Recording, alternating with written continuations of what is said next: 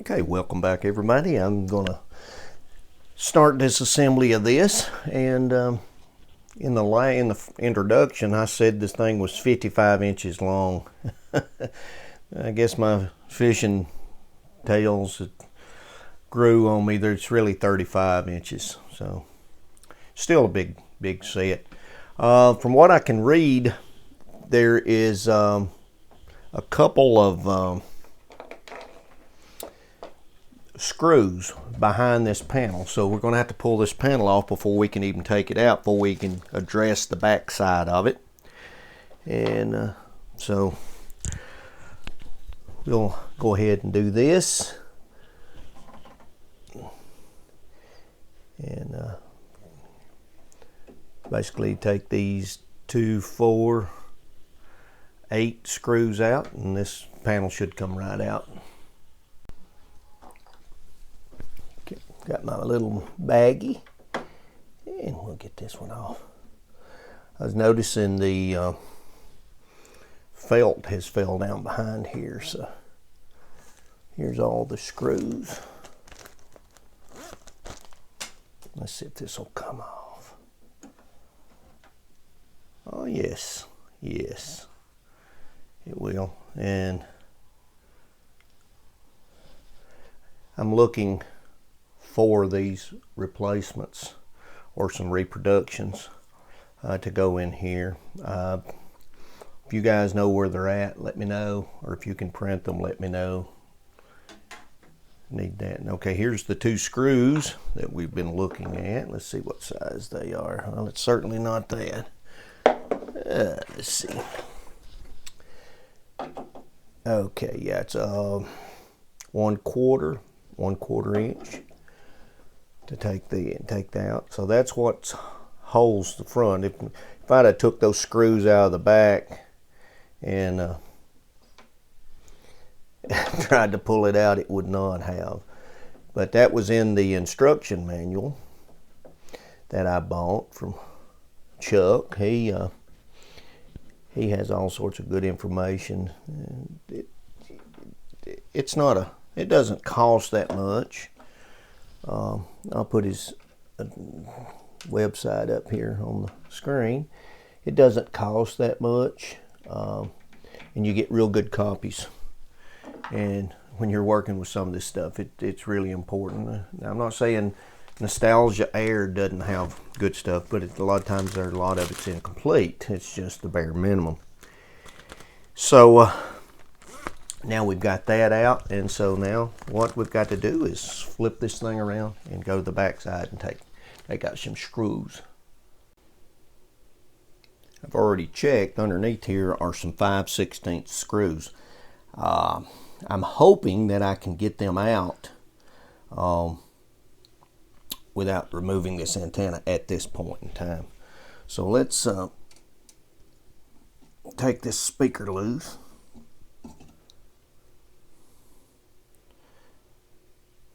And let me label these wires. Got a little dust bunny action going there. But this goes to the antenna. I'm thinking, let me clean these up a bit and may be able to tell what color they are. All right, I believe that one's red, that one's black, and I'm saying yellow. But anyway, they have terminals here that goes 1, 2, 3, 4. And on the schematic, they are numbered, so I'm going to take those off right there. Now, let's get up under the chassis, and maybe we can get to these screws. Should be 5/16 right up under there. Okay. When you're doing this, guys, make sure that you don't stick something through that speaker down there. I'll show you the screw. It's a pretty hefty screw, feels like. Pretty hefty. Good grief, that went up to the space shuttle there. There's the screw. And there should be 4 of those, I believe.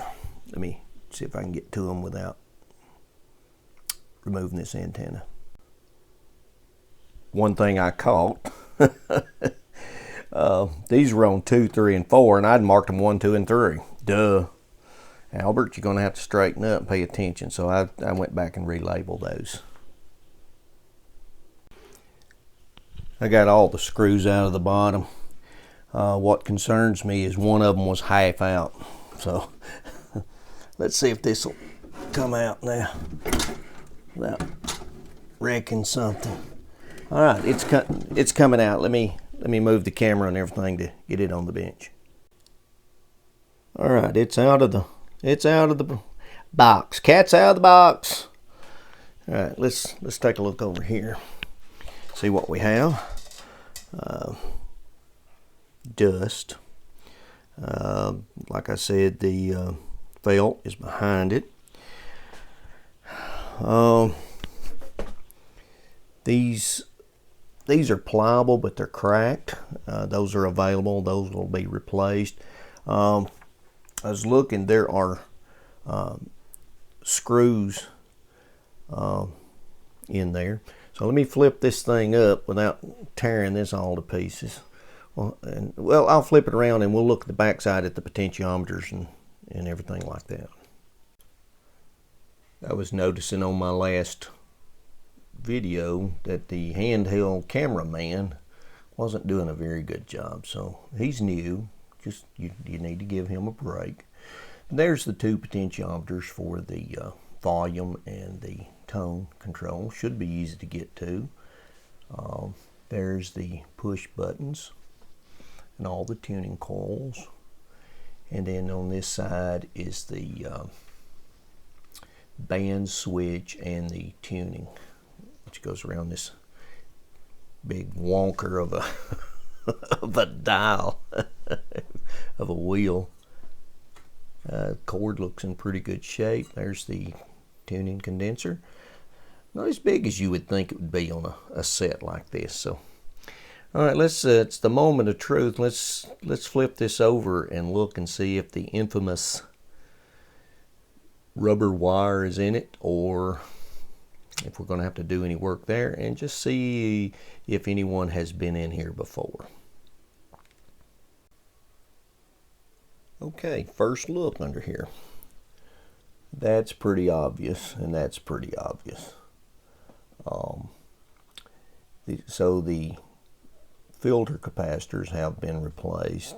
I don't think this is a time period cord there. This one is a Philco.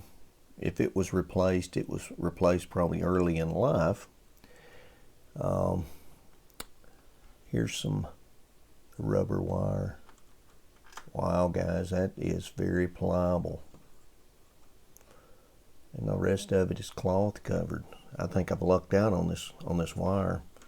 I may run into a piece or two down in here, but most of the paper caps are intact.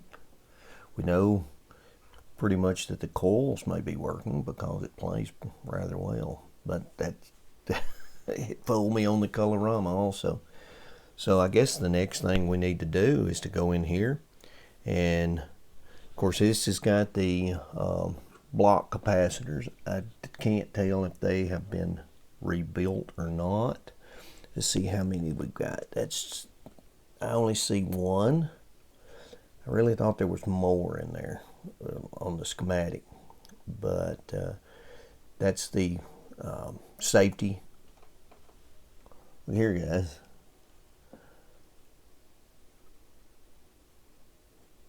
What's that in between the power cord?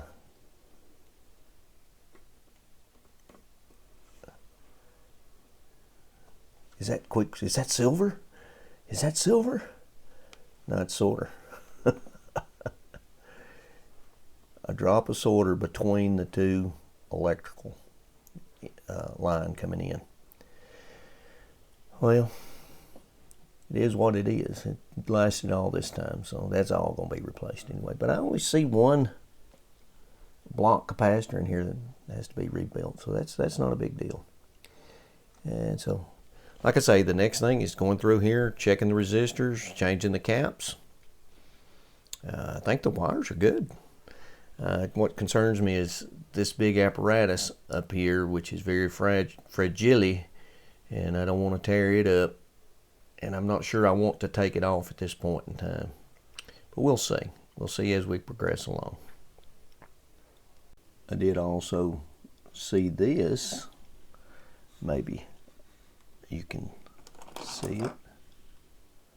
If I can get a screwdriver in there.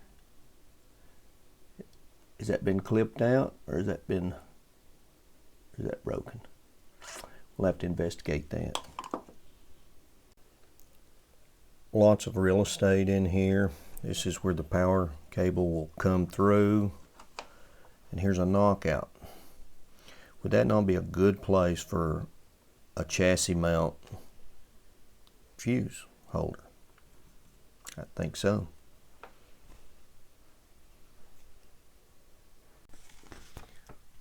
Okay, we're going to start working on this, replacing some of these capacitors.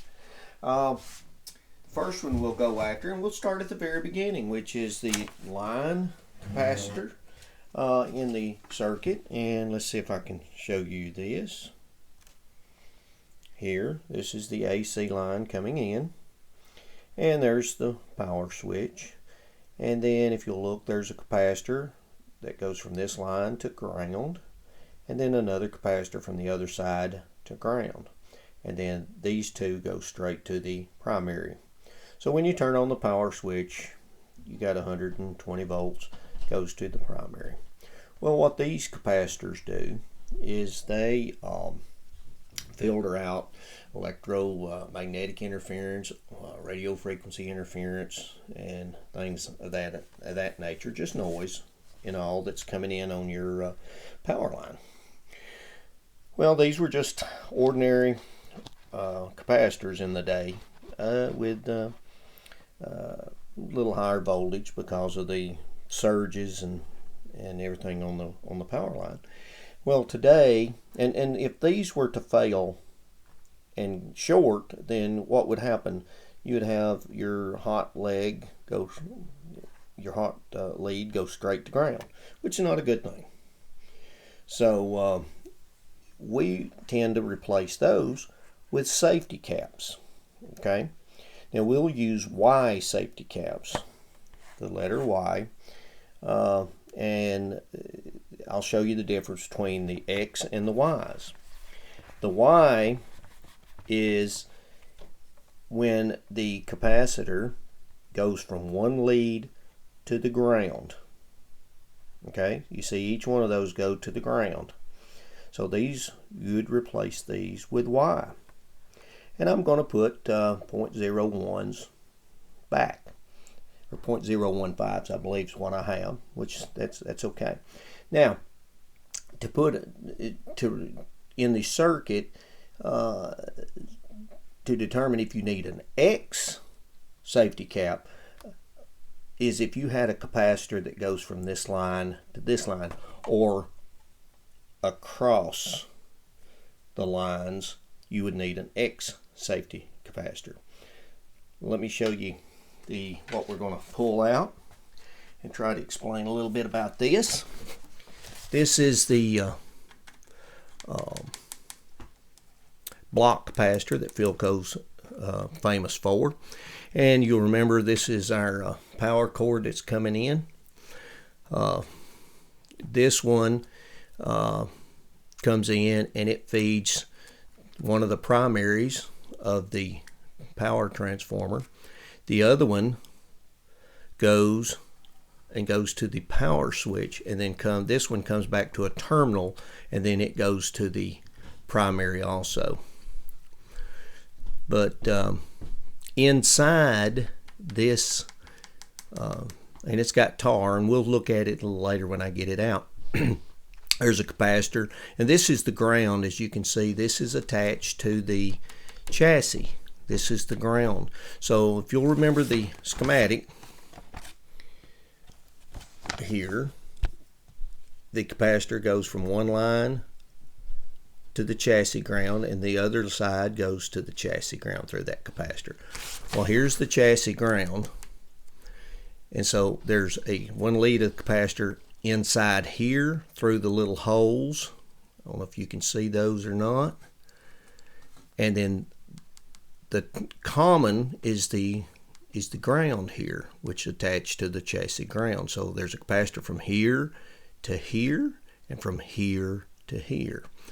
Now, it's also, since it's a chassis ground, they're using this as a terminal block. And this lead coming around here is from the transformer, which is one of the filament windings of the transformer, and it goes to chassis ground, and that's how it feeds all the other filaments, is through the chassis. And here is where the chassis ground for the 37 tube, which is pin 5, is tied to this. So that's where it picks up its ground from, is on this terminal block here. So let's label these. We'll get rid of this cord, and then we'll label these, and then we'll take this out and we'll take a look at it. Okay, got them all labeled, and I'll clean those terminals up. It's held in by a 1/4 inch screw. Should come right out. Should. Now this is a little terminal, just a junction terminal that goes up under it. We've got to remember to put that back in, and here it comes back out. Okay.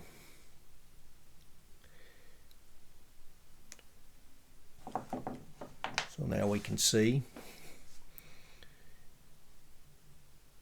this is the, I believe it's the 3903, and there is a listing, I believe, on the Philco website that has all these listed there. It may be radio remembered. I'll put it up on the screen, but it has what is inside each one of these. So pretty much what we're going to do is we've got to clean all this up. The process will be, we'll clean all these terminals up, desolder them, and then there is a wire that comes out of that little rivet hole and goes up to this terminal, and you can probably see the wire. We can either desolder it, which we will have to desolder eventually, but initially you can just clip those wires to those capacitors that's in this can or in this block, and then when you heat this and pull this out, and I'll show you how to do it. This has been done several times on camera, but I'll go ahead and show you since this is the only one in this particular one. So let's clean these things up. Okay, you can see that I have gotten the solder out of each one of these small holes going to these terminals, and I've cut the wires. So now what I'm going to do is I'm going to heat this. It's already pretty warm from the desoldering and the cleanup of this side. I'm going to hit it with a hair dryer and get it warm, and then I'm going to use a dental tool and hopefully pick it out. Okay, let's see if that'll come out. You gotta be careful. These things are really brittle, the sides of these are, so you don't know, you don't want to pry against them. You gotta be really careful. Now once you get to a certain point, this will all start cascading out, and if you can get a hold of those capacitors, you gotta be careful.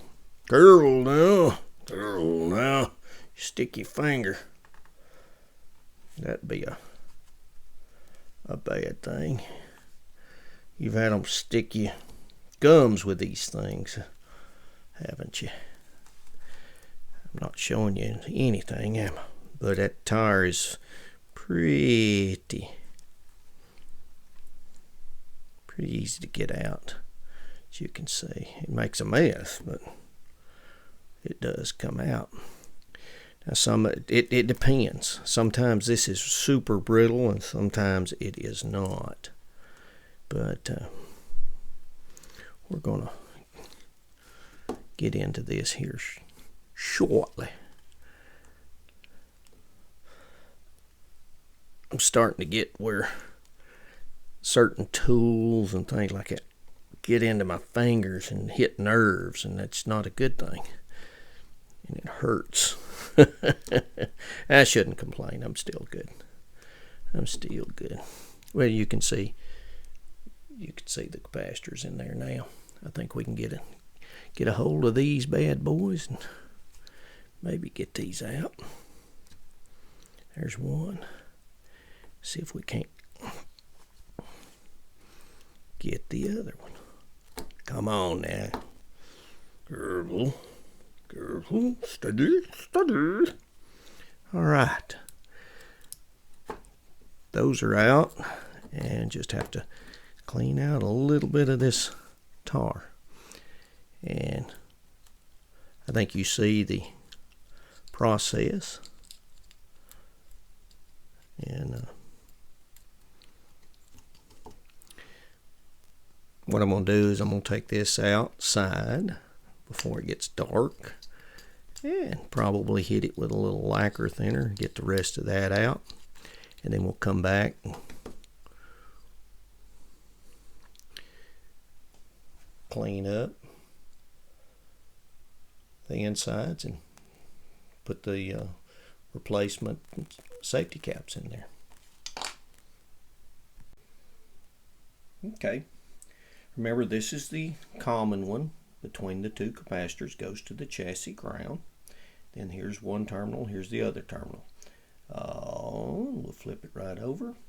If you'll look, both capacitors are into here to the chassis ground.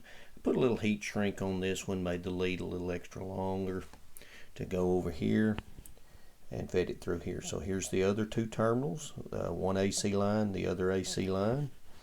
And I just twisted onto these terminals. I will solder these and clip these off. Okay, we've soldered it, cleaned it off. Here's the capacitors in there.